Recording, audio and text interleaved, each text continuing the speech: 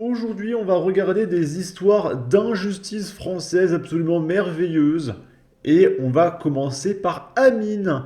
C'est un mec qui en est à sa 28e condamnation.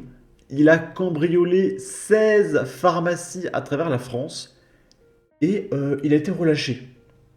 En fait, il devait être convoqué au tribunal dans, on va dire, 3 mois. Du coup, il a été relâché en attendant. Et le mec ne s'est pas pointé, il est juste parti en fait. Donc bah voilà, il est libre, c'est merveilleux. Mais comment c'est possible? Vous allez voir, c'est complètement fou. Sans domicile connu et vivant d'expédient, Amine, 34 ans, est depuis longtemps en quête de moyens de subsistance. Le plus simple étant de se servir. Il parcourt le territoire national au volant d'une voiture qu'il conduit sans permis, en quête d'habitation à cambrioler. Voilà, c'est une vie de liberté, les copains. C'est un homme libre. D'où une certaine expérience dans l'art d'ouvrir les portes. Du 15 octobre au 8 décembre 2020, il a ainsi pénétré dans 16 officines, et dont 2 dans l'Eure, à Tiberville et à Verneuil, pour s'emparer d'espèces. Et le 8 décembre, à la motte Beuvron dans le Loir-et-Cher, il a finalement été surpris en pleine action par des gendarmes. Interpellé après une folle course-poursuite de 98 km, il n'a pu que reconnaître les faits. D'autant qu'avec 27 mentions à son casier pour des affaires de stupéfiants, de violence ou de vol, ainsi que plusieurs séjours derrière les barreaux, il ne pouvait guère prétexter à un comportement accidentel.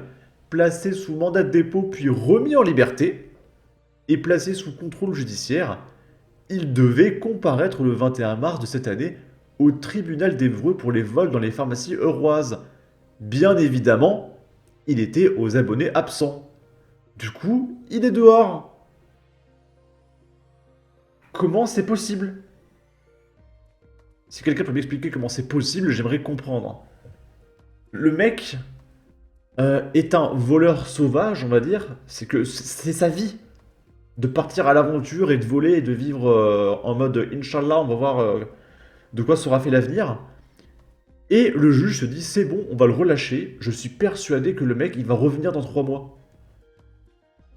Putain, mais c'est incroyable. Le juge qui l'a relâché est un demeuré. Suivant les réquisitions du parquet, le tribunal l'a condamné par défaut à 3 ans de prison ferme avec mandat d'arrêt. Donc ça veut dire que le mec est recherché, il y a un mandat d'arrêt, et s'ils arrivent à le choper, il prendra 3 ans de prison ferme. Et du coup, bah, s'il est gentil, il sortira au bout de 1 an, et recommencera. Donc vraiment, cette justice est inexistante. Et pendant ce temps, le mec est dehors et continue de voler des trucs. C'est complètement fou, hein.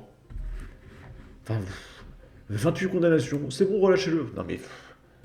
Ok. Il cherchait un Doliprane. Mais combien nous coûte ce type exactement? Dégâts, enquête, arrestation, jugement. Pourquoi le RN n'a pas une cellule pour calculer ce genre de coûts et de les donner en exemple? Il parcourt le territoire national au volant d'une voiture qu'il conduit sans permis en quête d'habitation à cambrioler. J'ai envie de rire. Les chômeurs et les retraités coûtent trop cher, mais oui, c'est bien sûr. À la 29e, il gagne un concours de baby-foot avec Éric Dupond-Moretti. Pourquoi voulez-vous qu'il s'emmerde à venir à son procès? Il a d'autres délits à faire. Il n'a pas le temps de venir devant un juge qui va le gronder et lui donner 3 mois avec sursis. Les criminels islamisés font la loi en France-Arabia. La preuve, je le répète depuis plus de 15 ans. Ok. Ici, on est à Marseille. Et vous savez, nos détenus français ont droit à des sorties promenades, des sorties piscine, des sorties théâtre, des sorties cinéma payées avec vos impôts, d'accord? Et en fait, ce migrant sous OQTF, qui était incarné à la prison des Baumettes, était en régime de semi-liberté.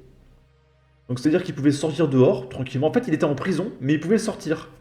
C'est juste qu'il devait revenir le soir pour dormir.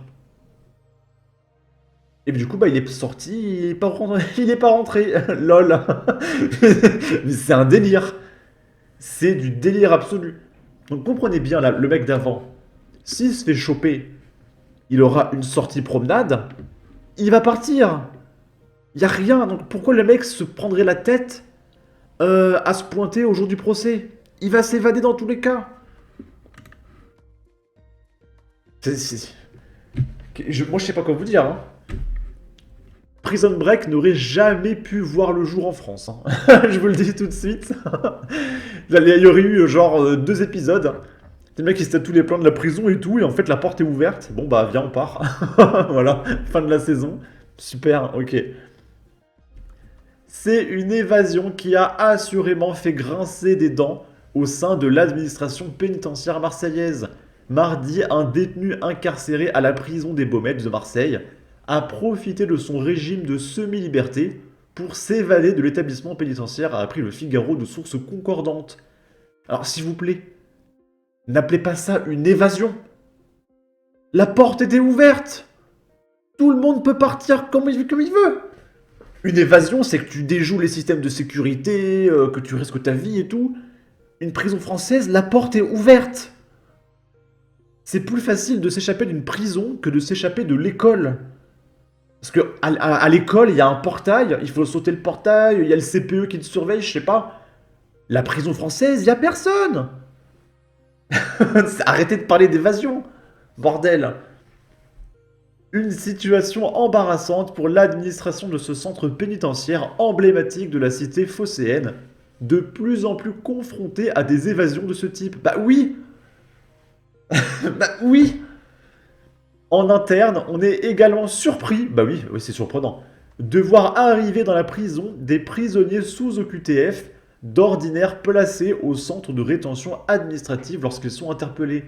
Les juges d'application des peines choisissent de placer ce type de prisonniers en rétention judiciaire alors que leur place est en rétention administrative, souligne cette source. Et du coup, les mecs sous OQTF, ils passent la porte qui est ouverte, hein, puis ils se barrent. C'est un centre aéré, vraiment, les prisons françaises. Hein. Et puis ceux qui restent, c'est juste les mecs qui disent vas-y, tout est payé, je vais jouer à la Xbox, flemme de m'évader. Voilà, c'est ça la prison française. Déjà, à quel moment t'es en prison, t'as le droit de rentrer chez toi le week-end? C'est un internat ou quoi? Interné ou incarcéré? Un charbonneur migrant sous OQTF reprend un travail à mi-temps, comme le préconise Gabriel Attal. Je n'en peux plus de ce laxisme, semi-liberté, ils sont mieux que les Français dehors en prison, nourris, logés sur le compte des Français. Il faut enlever la double nationalité à tous ces gens-là, même ceux qui sont nés en France. Un jour je suis français, le lendemain je suis algérien, l'un ou l'autre.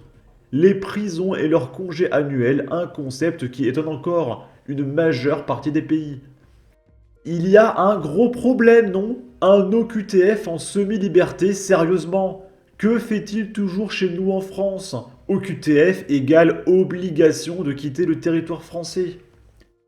Bref, en tout cas, n'hésitez pas à donner votre avis, votre opinion, à partager, liker, commenter, ça aidera au référencement de la vidéo sur YouTube. Abonnez-vous, suivez-moi sur Twitter, et à la prochaine pour de futures vidéos. Ciao!